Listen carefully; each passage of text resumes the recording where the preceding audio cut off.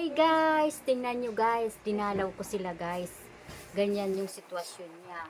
Ano, nakahiga lang talaga siya. Tapos pagkakain siya, dito na lang dinadaan sa hose. O, diba?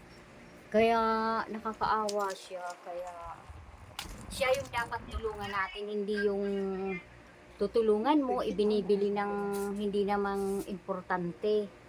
So, ito yung bata na to, ano siya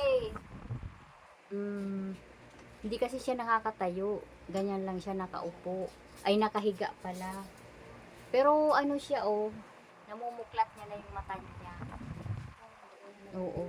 Pero mahina ang yung ano niya, katawan niya siguro. Mahina ang katawan niya, kaya ganyan siya.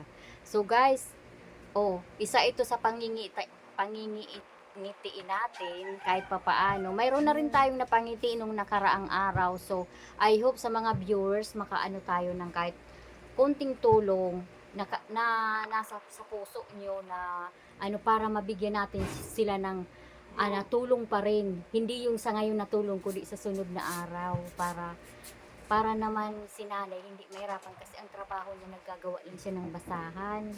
Yung dinudugtong-dugtong lang niya. Wala siyang asawa, di ba? Meron din, construction din. Tapos yung asawa niya, naghahanap buhay din, nagsusumikap, construction. So, siyempre, hindi naman kayanin kasi yung gamot, diaper, yun ang binibili nila. Yung gatas. Thank you guys. Thank you guys for watching. Ay, dito pala ako sa Puro, Legazpi. Sinadya ko lang pumunta dito at nagdalaw din ako sa kapatid ko. Bye guys. Thank you.